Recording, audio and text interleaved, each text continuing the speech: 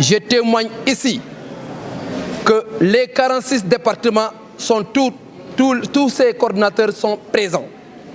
Il n'y a que 3 régions qui n'ont pas été présentes par leur acte diabolique avec une traîtrise éhontée de véritables fossoyeurs qui ont au service exclusif de certains responsables qui veulent mettre la Cogecar sous leur collimateur afin que la Cogecar soit taillable et corvéable à merci. Chose que je refuserai jusqu'à la fin de mes jours. Parce que la Cogecar est au service exclusif de son Excellence, Monsieur le Président Macky Sall. La convergence des jeunes cadres républicains, dont je fus le principal, le père fondateur de la structure, la tête pensante de la structure, tout ce qu'on a eu à faire au sein de cette structure, c'est ressorti de ma cervelle et du cerveau de mes chers confrères qui sont ici. On n'acceptera pas à des jeunes qui n'ont aucune base politique, avec une moralité douteuse, sans scrupule, d'être au service des collabos qui cherchent à saper la morale, mais mon combat demeure et reste unique, qui consiste à défendre son Excellence, Monsieur le Président Macky Sall, à faire face à cette opposition diabolique, ces délinquants, ces criminels qui ne visent qu'une seule chose pour détruire le Sénégal. Et je me donnerai jusqu'à la fin de mon jour pour faire face à cette opposition. Notre objectif, chers compatriotes, chers membres de l'Alliance pour la République, c'est d'être derrière le président Macky Sall. Après avoir initié le concept du deuxième quinquennat, après avoir assuré la gestation de ce deuxième quinquennat, après avoir défendu ce deuxième quinquennat qui est devenu maintenant un label au sein de toute partie, je me dresse un pas de bourreau pour faire face à cette opposition et investir le président Macky Sall à ce qu'il soit notre candidat en 2024. Chers confrères, camarades républicains, je vous dis que on ne touche pas à un lion qui rumine sa colère dans le silence. Je n'ai pas envie de bavarder. Je n'ai pas envie de se descendre dans des débats de bas niveau et de bas étage. Chers confrères, je n'ai pas le temps à faire des débats avec des énergumènes. Mon combat, c'est avec l'opposition. Mon objectif, c'est d'investir le président et qu'il soit au soir de 2024, lors des élections présidentielles, qu'il soit élu avec plus de 56% comme président de la République du Sénégal. Je serai et je resterai le bouclier du président Macky Sall. Je serai et je resterai le bouclier du PSE. Je serai et je resterai le bouclier, la personne qui défend les fondamentaux, la personne qui défend la République, la personne qui défend le président Macky Sall et toutes les conséquences qui peuvent en découler, j'endosserai parce qu'en réalité, je suis un soldat dans un parti politique, je suis un militant d'un parti politique qui se nomme l'Alliance pour la République et je me battrai jusqu'à la fin de mes jours pour être au service exclusif de son Excellence, M. le Président Macky Sall. Les guerres intestines, l'hypocrisie, la haine, la roublardise, la méchanceté ne détruisent que les cœurs de ceux qui les développent. Moi, je ne développe aucune haine envers mes camarades de parti. La promotion, elle est divine. J'ai tendance à le dire dans Raymond Aron, à l'introduction de la philosophie politique. Il a tendance à nous dire qu'il y a toujours le pouvoir temporel et le pouvoir spirituel. Si la nomination de Sambandong dérange certains responsables, ils n'ont qu'à se tenir à carreau. Si la nomination de Sambandong dérange certains camarades de parti, la chose, avant tout, c'est divine et Dieu l'a fait à travers son Excellence, Monsieur le Président Macky Sall, à qui je renouvellerai toujours ma confiance et je serai toujours à son service et la Cogecar restera et sera toujours pour le président Macky Sall. Il fut des temps, beaucoup de mes camarades de parti étaient au balcon. Il fut des temps, beaucoup de mes camarades de parti n'osaient pas affronter Ousmane Sonko et je l'ai toujours fait. Avec 0 moyen. Et jusqu'à aujourd'hui, l'heure que je vous parle, la Cogecar ne se bénéficie d'aucun d'aucune subvention. Les gens qui disent que Sambandong, il est subventionné, ils ne disent pas la vérité. Ils racontent des contre-vérités et c'est des balivernes. La Cogecar n'a pas de subvention. Tout ce que j'ai fait, je l'organise avec mes maigres moyens et les maigres moyens des membres de la Cogecar. Donc aujourd'hui, si ces gens me diffament, je les traduirai en justice. Parce qu'en politique aussi, il y a un moment donné de récréation.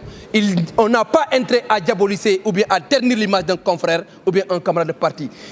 Je n'ai pas besoin, et je ne demande pas au président Macky Sall de moins, parce que le salaire que je gagne au conseil, je le mettrai au service exécutif de la Cogecar. C'est ça, et c'est dont on attend d'un responsable politique. On est là pour le président Macky Sall, on sera là pour le président Macky Sall, et on sera toujours en face avec la vision de son excellent monsieur le président Macky Sall en 2035. Et Dieu a fait que je ne suis pas député, mais si j'étais député, j'allais introduire une loi qui enlèverait la limitation des mandats du président. Parce que tant que les Sénégalais souhaitent à ce que le président les dirige, allez-y, le président Dokhalal.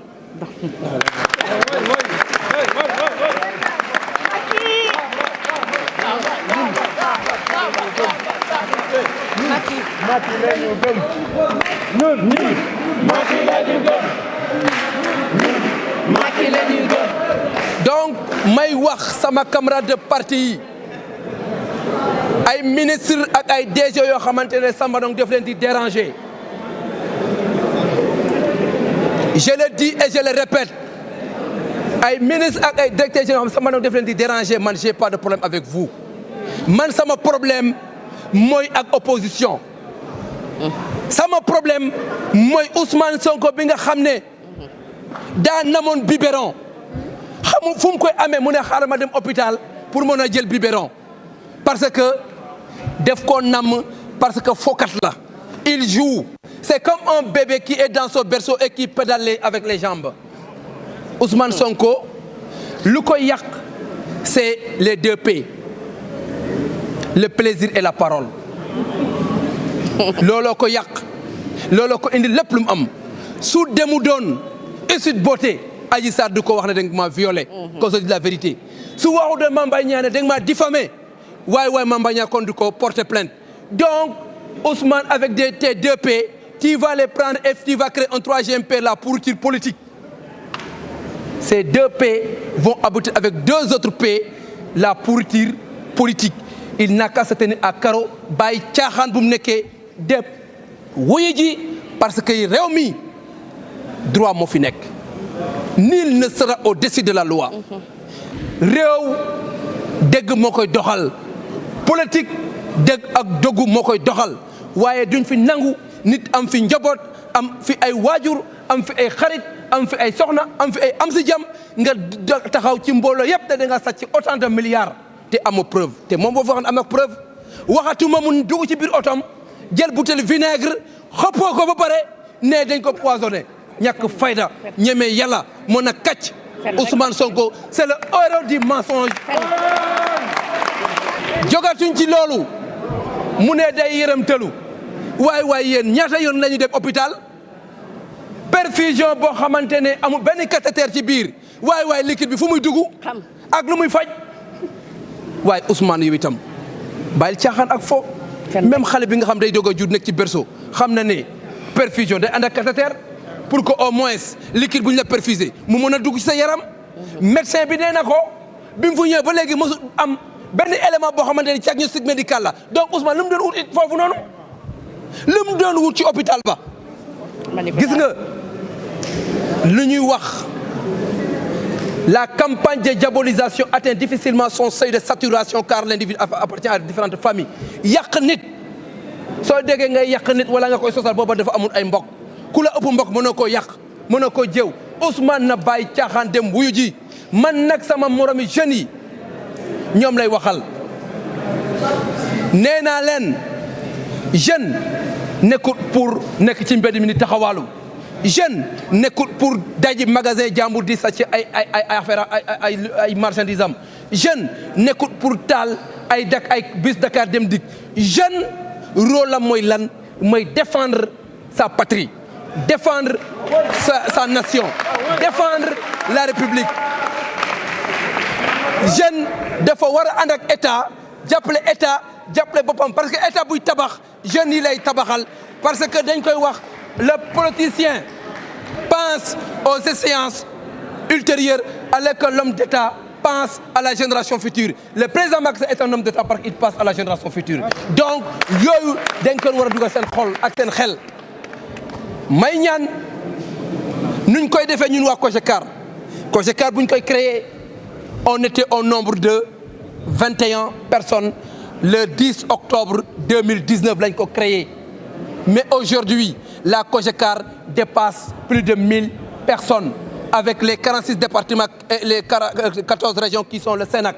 Je demande à may ñaan sama camarade yëpp nañ massifier gis nga bala nga ne naam ne fa montage de comité yi képp kuy jeune wàccal ci base bi mooy mot d'ordre man de bu ma laajtee avis sama kilifa mu ne ma montage de comité lañ leen wax bàyyi leen di taxawal ci mbedd bi te de monté ji comité président suy dem conseil des ministres man je préfère rester à Biscuiterie et monter de comité et massifier être en symbiose avec la jeunesse parce que looloo koy fal ala toppee doxalut réew te ala toppee taxut nga fal nit luy fal nit mooy travail de base loolu tax je le réitère maa ngi leen di ñaan sama camarade jeune képp ku fi nekk demal monter ci comité nga permettre ay ñeneen nit ñu monter comité parce que 2024 président Macky Sall dañ ko bëgg a gis mu nekk encore le chef suprême de la nation le gardien de la constitution inchallah en 2024 te je me battrai toujours pour que le président Macky Sall ait son second quinquennat et on enlève la délimitation des mandats du président de la République inchallah